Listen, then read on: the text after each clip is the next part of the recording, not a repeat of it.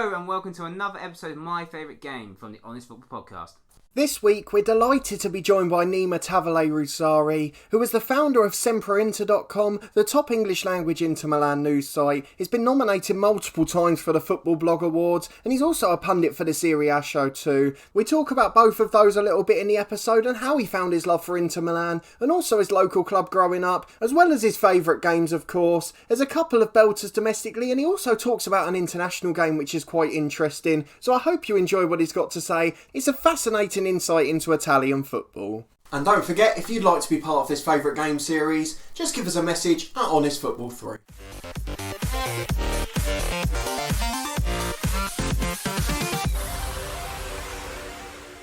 So I'm delighted to be joined by Nima now, and we'll obviously start with a question that we ask everyone, which is going all the way back to your first experience of football. What is your first footballing memory? It can be either as a fan or playing as a kid, and what do you remember about it, and what moment made you fall in love with the game?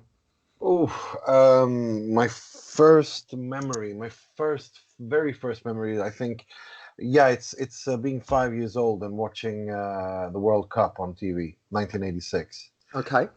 Diego Maradona. It's a good memory for most. I remember it was crazy. And it was actually the England game that I remember, to be honest. It was the madness of the handball, the hand of God, and then his dribble. I remember watching that on TV. It was one of those moments that stayed with you forever. Absolutely. It was a moment that most England fans remember, probably in a negative way. But for Diego Maradona, it probably took his height of fame beyond his footballing skills, I guess.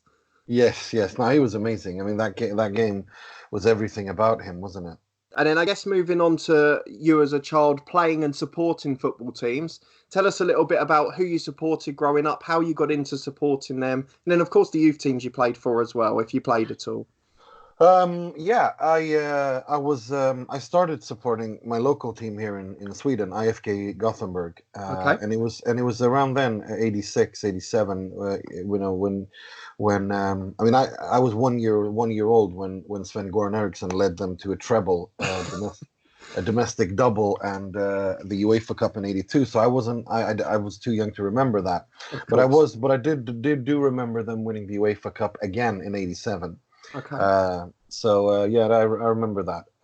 So that they've always been my team. And then I also, obviously, getting older in the 90s when they had, when IFK had basically 10, 12 players who were in the Swedish national team that finished third in the World Cup in 94 and then dominating Swedish football, and also beating teams like Barcelona, United, Milan, Galatasaray, Bayern Munich in the Champions League, making it to the quarterfinals. The height being the quarterfinals. Yeah, that was in '94.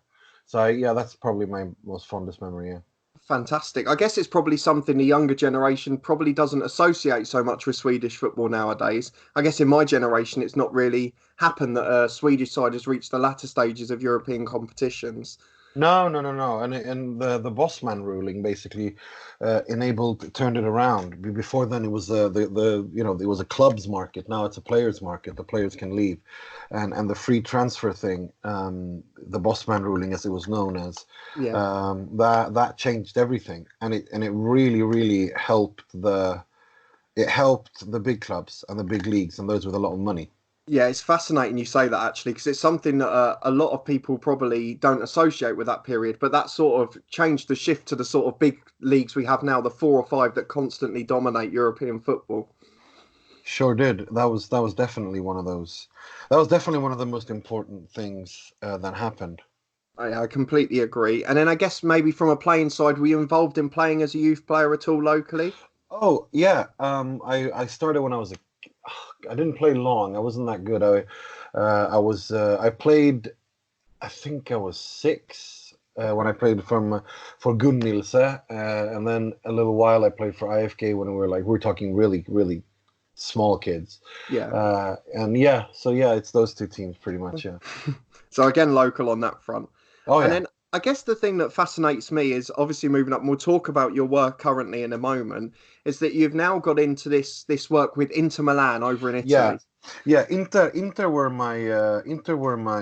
was the team that I supported. I started supporting them in '89, and back then, there was no internet, there was none of that stuff. Yeah. And my aunt was married to a German man, and they had a satellite dish, so they had like all these German channels, and this was the '88-'89 season. It was in the spring of '89 when Inter beat Napoli with Maradona, Lothar Matthäus scoring the goal and winning the Scudetto, the Italian league. Yeah. And that team had so many characters, and I started following them, and used to like be addicted to teletext, watching watching the updates. And so yeah, Inter was at probably the same time. It's fantastic that one little moment or one match, just a random coincidence, can lead to an obsession with a football club for a lifetime. It's the beautiful Oh thing yeah. about the game. Yeah, absolutely. And so that started, and that team with Bergomi, Zenga, Riccardo Ferri, Nicola Berti. I could go on for hours. It was such a charismatic team. Yeah. Matteus, Breme, Serena. No, it was Inter de record. It was probably one of the best Inter teams and one of the most underestimated Inter teams of all time, because obviously they only had that one magical season where they just destroyed everyone in the Yeah. Serie A. They never were able to repeat the same heights again, but that season they were just unstoppable. No one could get near them, Yeah. and they pretty much mopped the floor with everyone, and they won the league in record fashion, and that's why they're called Inter Day Record, or the record-breaking Inter in English. That's it. I guess moving forward over the last sort of, 30 years since then, been a lot of ups and downs with Inter Milan, and I guess Italian football sort of follows suit in that regard. So I'm interested to get your thoughts on the Inter teams through the years, particularly even moving up to the modern day. Of course, potentially, we'll whisper it quietly, but possibly on the verge of a return to glory this year. Well, yes. After that, Massimo Moratti took over the team, took over the club. Obviously, Massimo Moratti, the son of Angelo Moratti, the famous Inter president who owned the team, and in the '60s, winning the two consecutive European Cups back then. So he bought the team, Massimo Moratti, and he invested millions upon millions into the team. But Inter were unable to really take off and win a lot of titles. They won a UEFA Cup in 97, 98 season. Yeah. But they were unable to win the Scudetto, and they were like the perpetual underachievers. Yeah. And then all unraveled when the Calciopoli scandal broke, and we realized why Inter and other teams were unable to win the Serie A. Because of what happened, and with Juventus being relegated to Serie B, and all the scandal that followed that. Absolutely. I guess for me, growing up in England, I was probably high school around the time that happened with Juventus. And it was probably the moment that first most of my generation saw Italian football domestically. And it obviously was quite a negative image to paint. I Absolutely. think the performance in Europe has really helped. And I guess Inter were key to that under Jose Mourinho in the late 2000s. Were probably key in getting that reputation back in the UK. Absolutely, I remember. Oh yeah, for sure. Because his Inter was his Inter kind of was able to get to put Inter on top of the world. They won the treble, the first Italian Yeah. Italian team to do that, writing history, and the way in which he won it too, that entire season. He won it in the most Inter way possible. It was it was warfare every week, us against the world, the Yeah. establishment against Inter, and he, as I said, he won it in every single way, in the most Inter way possible. Yeah. It was painful, heart gut wrenching, heart. Some of those games. I mean, the Barcelona semi-final. Oh, it's It the was just. famous game, isn't it? Yeah, he managed. I mean, only twice in Inter's history have you had two coaches unite everyone and everything at that club in one direction. It's Helenio Herrera and Jose Mourinho, and that's why everyone. It was a united front in a way that I've never seen the likes of. Yeah, and I guess one of the most famous moments probably after that season was then when it was announced he was going to be leaving, and you'd had the images of him in tears, this ice cold man, and he was With in tears. Materazzi, yeah. with Materazzi. Yeah. No, we know. I mean, he loves the club, and there is love between Inter and him, and it will always be there. And I think that's kind of the reason why I don't think he wants to come back. He's got nothing to win by coming back. He wrote history, and he would only risk. It's not worth the risk. Obviously, I would have wanted to have him back. I preferred he never left, but it was for the best. I think that he doesn't come back. Yeah, I agree, to be honest. And then moving on to the modern day, obviously you're now taken charge by Antonio Conte, who was obviously famous over here with Chelsea again a few years back. And obviously some big money and big name signings coming in, particularly this summer and also the last summer as well. Give us your thoughts on the current day side. No, this is a new Inter. This is modern football Inter. I mean, up until the point where until Massimo Moratti sold the club, you had this Indonesian mogul Eric Thohir come in, and basically all his entire purpose of buying a club was not to bring the club to any big places. It was just basically to sort out the finances so they look good on paper, so he could ship off his ownership of the club to someone else at a profit, and that's exactly what he did. To Suning, who are the biggest. I mean, one of the what is a Fortune 500 company. It's one of the biggest companies in China. They are massive in sports rights, and it's a brand new field that they want to be dominating in China and all of Asia, and so. That's pretty much after they took over. They basically have gone in there and they've modernized everything. They've taken Inter to being the forefront of being a football club that is successful off the pitch, much more successful off the pitch as it is on the pitch. They've taken the revenue streams to completely different heights and new levels, and it's remarkable with the work that these people have done in less than 4 years. It's absolutely amazing. I think they are the best thing to have happened to Inter since the treble. I've always said that, and I firmly believe that they are absolutely amazing. They are absolutely brilliant in what they do.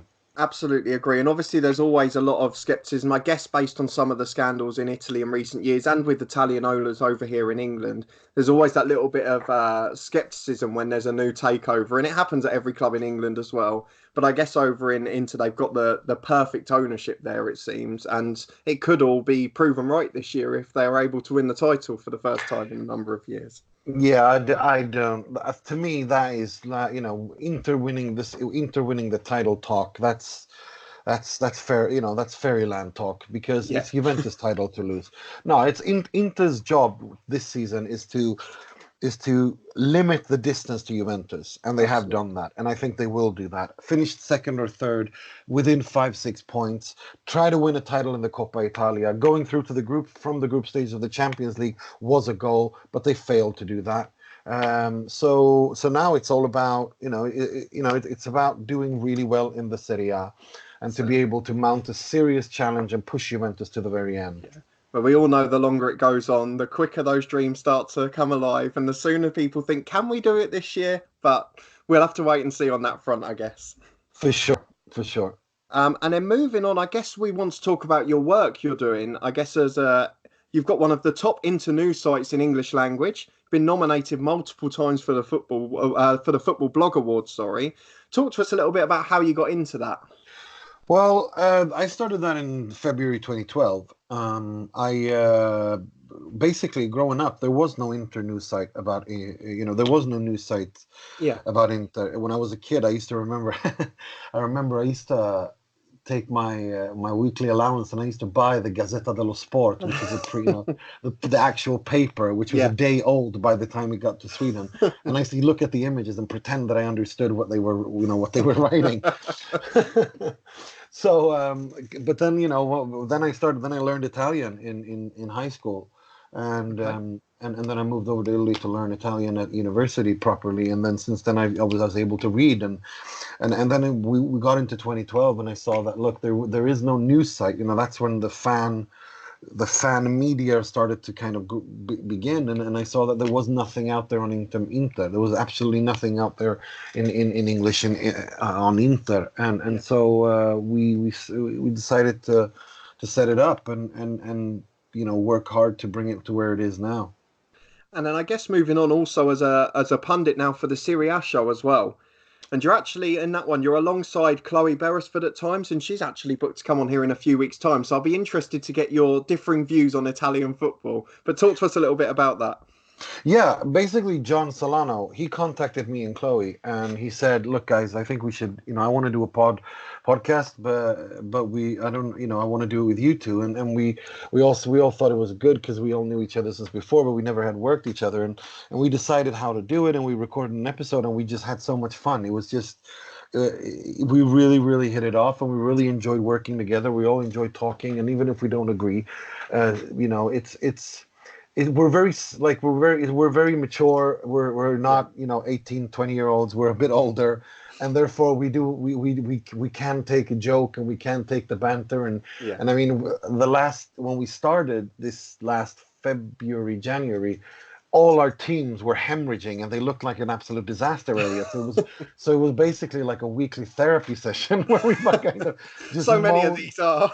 Yeah, so we just moaned about how everything was going wrong.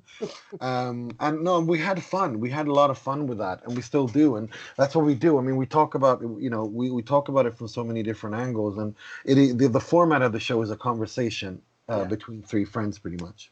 I guess one of the things that we probably found appealing about it, and one of the reasons we reached out to you guys to come on the podcast, is because the thing we love about it is it's talk about football. There's so many shows and stations, I guess a bit in the mainstream media as well now, where it's a talk about the off the pitch instances all the time. It's a talk about controversial matters, but your show seems to be very focused on the football, the bit that the fans really care about. Yeah, we do, and we obviously we do address. I mean, when you have referee, you can't talk about the Serie A and not talk about refereeing decisions being controversial. It's part of the culture, but we try not to get bogged down too much in just yammering on about that, and we try to kind of put things into a bit wider perspective. Yeah. So I'm really happy to hear that this comes across, because that's something that we've done on purpose. Oh, absolutely, it definitely comes across. And then for anyone listening and watching, of course, down in the description there's the links to all of your fan sites channels and the Twitter pages, so make sure you go and check them out. Cheers. But then moving on to the big question, which is the name of the podcast, which is My Favourite Game. We obviously ask each guest which their favourite football match was. Now, this can be as a fan, this can be for you as a pundit, of course. But what is your favourite game, if there's anyone that stands out over all your time watching football? And what's the reason for it? Is it on the pitch matters? Or is it something going on off the pitch? Was it just an experience of going somewhere? So tell us your favourite game and why. It's a bit difficult to choose because there's so many of them that mean so much. But I think, I mean, I kind of divide it up into one as a fan and one as a pundit, kind of working there. And I was at the stadium at the Giuseppe Meazza when Inter beat. It was a Milan derby. It was famous game when the Inter's Curva Nord had this amazing tifo of the little statue of the Madonna, and it says what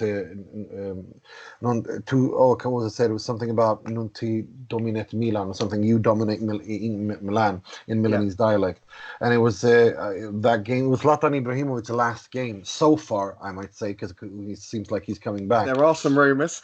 Yeah, and he scored twice. Diego Milito scored 3 goals, and Maicon ended it with an absolute screamer. Yes. From that entire week was pretty cool. So yeah, that would be as a pundit, but as a fan, I'd have to say that Iran, obviously because of my heritage, Iran beating the United States in France '98 was out of this world. It was a special moment, I guess. I know obviously were you living abroad at the time of that game? Yeah, no, I live in Sweden. I'm raised in Sweden, so I watched. Yeah. So I didn't see it in Iran. I saw it here. I guess the pride though internationally. Did you feel it? Were you able to get a grasp of how much it meant to the nation? Oh God, yeah. Every Iranian in the world was watching that game. There's no doubt about that. I mean, people who don't even care about football. My grandmother was watching the game. I guess that's the beautiful thing of a World Cup, isn't it? Is that no matter whether you're a football fan or not, whether you're just a casual fan, whether you're with your family, I guess your family would never normally watch football games with you, but when it's a World Cup match, the whole family comes together and just watches a football game, and it can be a Yeah. brilliant experience. Yeah, I think that was really big, but it's kind of hard because I'm thinking back. There's so many big games, but I have to say the qualifying to that World Cup '98 against Australia, the return leg, where Australia absolutely, the first game in Tehran ended 1-1. The return leg was at the Melbourne Cricket Ground, Yeah. and Australia completely mopped the floor with Iran in the first 45 minutes, 2-0. I mean, Iran were lucky that they were 2-0 down. Yeah. Then the goal is broken. The net, the Iran's goal is broken. It's a 10-minute break to fix it, and Iran come out of the game and they score one, and then they equalize 2-2. And it was just, the drama was just, wow. No, it was that is one of my. I remember people, our relatives, calling from Iran and crying, and people were going mad. It was absolutely crazy. And it's amazing, and I guess it's the best part of football, the effect that football can have, that it just, whatever problem you may have, or however you may be feeling that day, one game of football can change the way you feel for the rest of the day and the rest of the week normally. Yeah, no, absolutely. It was those two Iran games, but obviously the best football match I've ever watched was the semi-final between Germany and Italy in the World Cup 2006. Oh, That it's a is fantastic game. that is. I remember because that generation of Italian football players, they had come so close, but they never were able to win anything. Yeah. And obviously Baresi and Maldini had retired, and they weren't able to win. And I thought it was such a shame, but that was the final chance for Cannavaro, Nesta, Pirlo, Totti, Buffon, all these fantastic players, and that semi-final was just two world-class teams, two teams that know each other inside out, going at each other's, and it was just beautiful. It was, I mean, whenever Germany and Italy play, it's always a good game. Yeah. But I mean, historically speaking, and that one was one for the ages. I think that is the best one I've seen. That's certainly a game I remember, even from my teenage years. I absolutely loved it. And I guess that was a pretty good World Cup in general, aside from being an England fan, of course. But so many wonderful memories in football. And the fact that it's so hard to narrow down to one game, which is probably the best part of this series, is having to think so long about what is actually the favourite game. There's been so many. So it's so good to hear that you've got 3, 4, 5 that it's so hard to choose between. Yeah, I mean, and obviously the Inter Barcelona Champions League first leg 3-1 at the San Siro was magical. Yeah. It was absolutely magical. It's right up there. It was all the angst and all the feelings of being disappointed and all the tears and all that. It was as if all of that kind of it was like a volcano of angst that erupted in 2010 for all Inter fans, and that game, the final itself was not. I don't, that's not one of those games I remember too much against Bayern Munich. What I do remember are the games against Chelsea, the return leg against Chelsea, the first leg of the semi-final against Barcelona, and also the Dynamo Kiev game, the game that, in my opinion, Inter turned it around. That's where they kind of laid the groundwork to win the Champions League, when they were 1-0 down in the 88th minute and they scored 2 goals in 3 minutes and win it. And it's like people were just, it was one of those games where it was too crazy. So no, it's just classic Inter, isn't it? I mean, this team always does it to us. It is Inter. That's why the club is called Pazza Inter, Crazy Inter, because no other club can. I mean, the only club, if you look at the mythology surrounding a club in England, I'd say that Tottenham fans understand what Inter fans understand or go through, because they are perpetually also underachievers. But no other club can snatch defeat from the jaws of victory, and vice versa, like Inter can, and Tottenham. I mean, what happened against Ajax was the most Inter thing I've ever seen in my life. Very much. There's so many parallels, actually. That's what I thought going up to the final. There were so many parallels to that Jose Mourinho campaign But obviously in the final, it all went the opposite way, unfortunately, because even from Yeah. the group stages, they looked down and out at one stage. Yeah, exactly. No, it was for me. Spurs, that Spurs team just reminded me so much of Inter. This madness, this utter madness. The game against City was just crazy. That doesn't happen. Yeah. And then you have that. That was just what happened against Ajax away was just, I don't know what to call that. That was insane. That was other level of madness. That to me is that is the most Inter game I've ever seen without it actually being Inter, because that's how Inter behaves. That's what they put their fans through the ringer. We're all kind of masochists. I mean, I remember when Inter's former owner Massimo Moratti, his wife is she's Emily Moratti, who I had the pleasure of interviewing once. She said she said she's an environmental activist, and she said, well, look, Massimo, I know that you run Inter and you love it, but think of what we could do with all that money. We could have alleviated suffering, and we could have stopped so much suffering. And he says, yeah, that's true, but we fans suffer a lot as well as Inter fans. Like, It's the perfect answer. Yeah, and then she realized that she was dealing with a 9-year-old, basically, Yes. rather than her husband on this particular issue. And that's the thing. He was the last fan president in the world, I'd say. I mean, he was in love with that club. I mean, there are stories of him when at the training ground when they signed Brazilian Ronaldo when everyone was away, that he stood there and hit crosses to Ronaldo, who hit them on the volley. They were just playing around, I guess he's just had the fans' dream, didn't he? Yeah, he really was. He was a fan. He really was. And for everything he did for Italian football and Inter, it's he made a lot of mistakes because he ran the club like a fan and not like a professional business. And in the age of the modern game, that's not a durable business model. Absolutely. But for everything he did, there is no. I mean, usually, the UEFA never gives Champions League medals to club presidents, but they made an exception with him because there was, he deserves it, if anything. Yeah, absolutely. I guess it's a perfect way to end. Obviously, your love for Inter Milan comes through very clearly.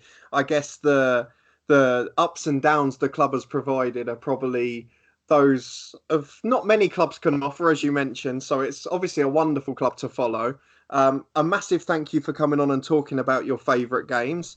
And particularly, I guess it's quite nice that you had an international one and a domestic one, which is something we've never had before, I think, an international game. So a massive thank you for coming on and talking about it. And we can't thank you enough for giving us the time and for giving us such a great insight into Italian football too. My pleasure, guys. That's it for this week's episode. I hope you very much enjoyed it. If you did and you're watching on YouTube, please like, share and subscribe for regular content from the Honest Football Podcast. Let us know in the comments what you thought of the favourite games. You can of course follow us on Spotify if you're listening there too. We'll have regular bonus interviews and content on that platform. And you can follow us over on Twitter at Honest Football 3. We'll have updates about upcoming episodes and interviews. But for now, a massive thanks for watching again, and we'll see you next time.